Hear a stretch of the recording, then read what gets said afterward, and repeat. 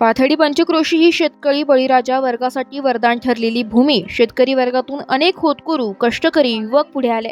सामान्य गरीब परिस्थितीही शेती सांभाळून नोकरी व्यवसाय करण्याची जिद्द असलेले असेच एक व्यक्तिमत्व किसनराव सहादू बोराडे हे इंडिया सिक्युरिटी प्रेसमधून निवृत्त झाले. त्यांच्या सोलापुरातील सोहळा पिंपळगाव खांब येथील मंजुळा लॉन्स येथे नुकताच संपन्न झाला. यावेळी विविध क्षेत्रातील मान्यवरांनी किसनराव बोराडे यांच्या कार्याचा आढावा घेत त्यांच्यावर स्तुतिसुमनांचा वर्षाव केला. शासकीय सेवेमध्ये काम केलं आणि या परिवाराला एक छंद आहे नात्या गोत्याचा. तर नातं गोतं हे आपल्याला पाहिजेलच आणि त्यामध्ये आपण एकमेकाजवळ बसलोच पाहिजे. आणि म्हणून नात्या गोत्यातील सगळी फौज आज व्यासपीठावर बोलवलेली आहे. सगळ्यांची नावं बद्द घेण्यापेक्षा 2 मिनिट ते आटपून घेईल लवकर. आणि तुम्ही देखील त्यांना शुभेच्छा देण्यासाठी या ठिकाणी आलेले आहात. त्या शेतकरी घराण्यामध्ये परिवारामध्ये जोडधंदा पूर्वी गाई म्हशी असायच्या, त्याच्यानंतर एखादा ट्रॅक्टर असायचा शेजारी दिला जायचा. आणि जर शेतीला जर आता जोडधंदा नसेल तर त्या परिवाराला फार अडचणीचा सामना करावा लागतो. आणि प्रेसला माणूस घरामध्ये नोकरी करायचा, मग खाजगी कंपनीत असेल, शासकीय सेवेत असेल, वायरमॅन असेल, टेलिफोन एक्सचेंजमध्ये असेल, हे सगळी माणसं ग्रामीणमध्ये शेतकरी घराण्यामध्ये या परिवाराने मुलं पण भावांची मुलं शिकवली, बहिणींची मुलं शिकवली. काही बहिणी आल्या का किशनराव? हे ज्यांनी शासकीय सेवेमध्ये खाजगी याच्यात नोकरी केली, किशनराव त्यामध्ये तुमचा सिंहाचा वाटा आहे. आणि म्हणून आमचंही प्रेम आहे तुमच्या घरावरती. तर आमचा संदीप इच्छाच करीत होता, सांगत होता तुम्ही आले नाही. मी खरं येणार नव्हतो, परंतु ते एवढं मी सांगितलं एवढा छंद आहे कुटुंबाला नात्या गोत्याला सांभाळण्याचा. त्यामुळे माझ्या मनापासून किसनरावांची सेवा जरी तुम्ही निवृत्त झाला असेल पण नात्या गोत्यातून निवृत्त नाहीये, समाजामधून नाहीये, परिवारामधून नाहीये. त्यामुळे मी माझ्या मनापासून तुमच्या कार्यक्रमाला खूप खूप शुभेच्छा. चांगलं कर्तृत्व करायचं. मला असं स्वतःचा माझा अनुभव आहे. आपण चांगलं काम करायचं. राग आला मी फटक्यात बोलून टाकतो, लोकांना राग येतो, पण कर्तृत्व चांगलं करायचं. 100% तुम्हाला रिझल्ट माझा खूप विश्वास आहे. मी काम करत असताना व्यवसाय करत असताना दादा 10 वर्षापासून मी व्यवसाय करतो. 10 ते 15-20 वर्षापासून या व्यवसायाचा म्हणजे लँडमध्ये आहे. व्यवसाय सगळेच केलेले, किराणा दुकान चालवलेले, चहाची भाऊच्या हाताखाली काम केलेलं आहे.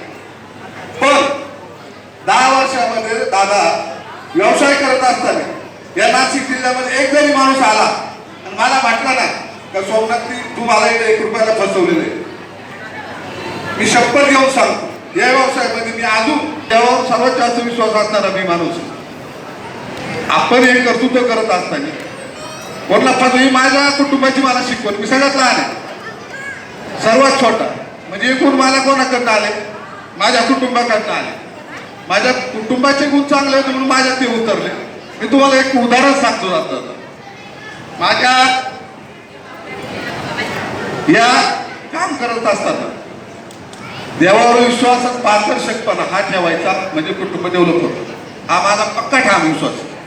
तसेच आता माझे जे पुतणे 5 मिली इंडस्ट्रीजचा चांगला व्यवसाय करतो. संदीप त्याच्या जागेवर JCB पोकलँड गाड्या हे काम बघतो. त्यानंतर टकू म्हणजे सूरज हा इंडस्ट्रीज बघतो. त्याच्यानंतर सागर हा आमची इंडस्ट्री बघतो. त्यानंतर शुभम माझा तो इंडस्ट्रीज बघतो. हे 5ही मुलांचं लग्न झालेलं आहे. माझ्या कुटुंबामध्ये फक्त आता एक मुलगी लग्नाची राहिलेली आहे. आणि हे मुलं व्यवसाय करत असतात. दादा मला आठवतंय मी 30 वर्षापूर्वी हॉटेल धंदा करत असताना अतिशय 500 आणि 1000 रुपये धंदा करायचो. किराणा दुकानमध्ये थोडासा जास्त धंदा व्हायचा. परंतु हा व्यवसाय सुद्धा बघू आज माझ्या इंडस्ट्रीमध्ये महिंद्राचे कामं चालतात. माझ्या इंडस्ट्रीमध्ये चायनाचे काम एक्सपोर्ट माल होतो. माझी फार मोठी भरभराटी नाही, पण सुद्धा भाऊ मी तुम्हाला सांगतो, आपल्या सगळ्यांना सांगतो, तुम्हाला सांगितलं देवावर विश्वास आहे, काम करा.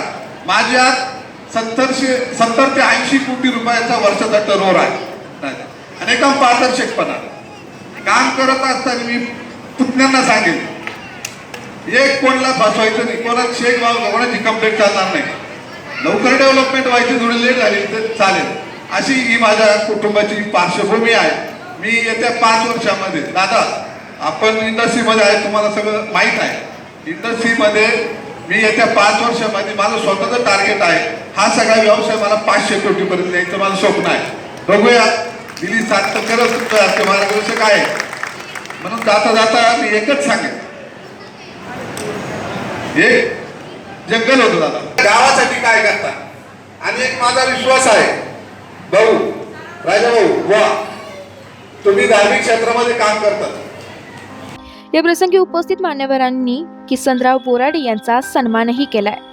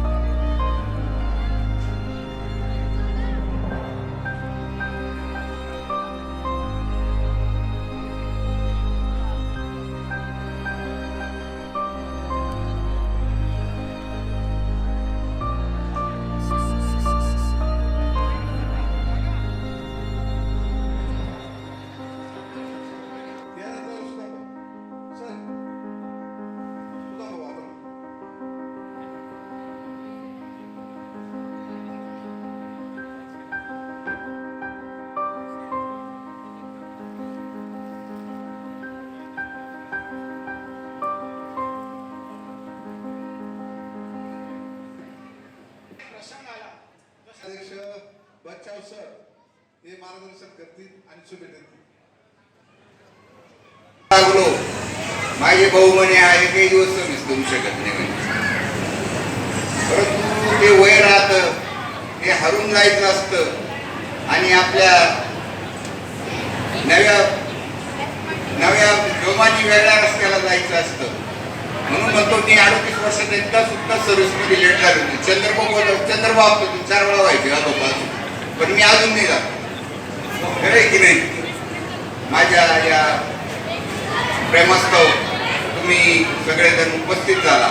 खरं जर वेळ झालेली मी तुम्हाला हात जोडून विनंती करतो, जेवल्याशिवाय कोणीही जाऊ नये ही माझ्या बोराडे परिवारातर्फे तुम्हाला विनंती करतो. धन्यवाद. तुम्ही आपल्या उपस्थित झाल्याबद्दल सर्वांना धन्यवाद देतो. जय हिंद, जय महाराष्ट्र.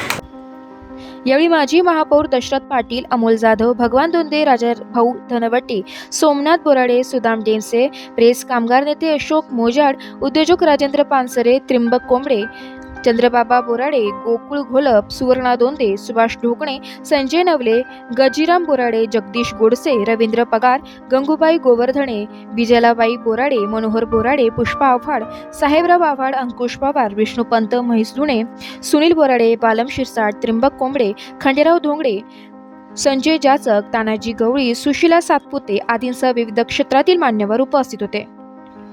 माझा महाराष्ट्र न्यूज ब्युरो, नाशिक.